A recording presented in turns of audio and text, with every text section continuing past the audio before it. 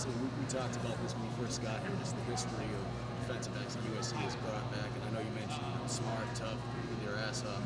Have you shown any of the old highlights, being able to show, like, hey, South Carolina when they had that swag back in the DB defensive backfield? I haven't shown any of those old highlights because, we right now we got to learn what we're doing in this defense. So I think swagger comes with doing things right. If we continuously do the little things right, and those guys see that they'll have success by doing those little things right, the swagger will come. So, we had 15 practices to go through in the spring, and we're not quite where we want to be. Now we got more bodies added in here into this mix, and once guys are able to practice and understand, just do the little things right, and all the other stuff, you'll have success. And then with success comes that swagger. We're just in that process. For a guy like Carlin Patel, he's had the opportunity to learn about 3 or 4 different playbooks during his time at Assumption. Now he comes in over here. I know it's a bigger league now, but the point being is, how much can that help a player like that, making that jump, having so many different coaches changes when he was over here? Well, the biggest thing that helps Carlins is he's a smart football player, and he's a football junkie. The game's important to him. So, if he's had 3 or 4 different playbooks at Assumption and he comes here, he just because of how he carries himself like a professional, it's not going to be as hard of a transition for him. So I'm excited to see all those guys. I'm excited to see him and kind of where does that translate to how he plays starting tomorrow.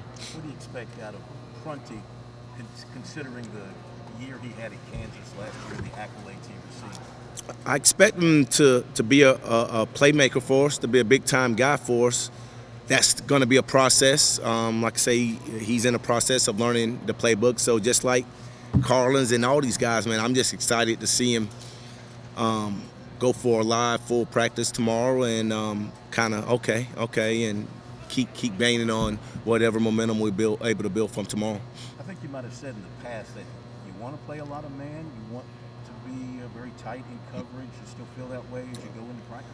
Yeah, and that's kind of what Coach White's system demands. We want to be up in guys' faces. One of his things is he wants to be physical with guys, and we want to make offenses earn what they're going to get. And when you play press man, you're sending that message, and you're also sending the message that you better be pretty good or you're going to give up some plays. So but it's the mentality, it's the mindset we want to play with, and hopefully he'll help us be a big part in doing that. You think you got the talent and the depth to be able to do that? I believe we do got enough talented guys to do it. It's just getting these guys experience, get them to have success and practice, and being able to do it in enough time that transitions over to, the season. What do you look for during a fall camp at positions that are hotly contested, that are open? Mm-hmm.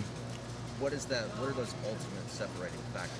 The ultimate separating factors when you got competition is guys who are doing all the little details right, guys who are lining the exact way they should be lining, guys who are going through the right progression exactly the way they should, guys who are reading their eye keys and have their eyes and just are disciplined in doing those little detail things, because those are going to allow those guys to make the plays that they would make by going through that process. The guys who don't go through that process consistently are not going to consistently make those same plays. How do you encourage Cam during this time? I'm sorry? How do you encourage Cam during this time? Just tell him to go through the process. He's in our meetings right now. We just had our first meeting. He's in the meeting, and just go through the process, man. Prepare as if you're going to play in the near future. Rehab, do all those things you got to do, man. But he seems to be in a good headspace. Like I say, I feel horrible for him because he was having such a great summer, and really think he's looking to take this thing to another level. But it's a setback he's got to overcome. But I think he's in the right headspace, good headspace. What do you think you are with your safeties as a group? Besides RJ and Jalen, very, very inexperienced. Then we got JD back. If we can keep him healthy, obviously that would help. And then we're very inexperienced after that. So those guys, like I say, it's just the thing you're gonna keep hearing me say, man. Just gotta get these guys to play, do all the little detail things. They'll have success, and then they'll gain more confidence. They'll gain swagger, and that's just the process we got to go through right now, starting tomorrow. One of the issues with some of these guys in their careers has been tackling, missing targets. Have you improved in that area? I know that's a big area of concentration for us. We're in shorts tomorrow, but we will start off with some tackle emphasis. You know, you got to emphasize those things so we can be better at that. We got to coach a little details for those things so we can be better at that. Yes, sir. I know you didn't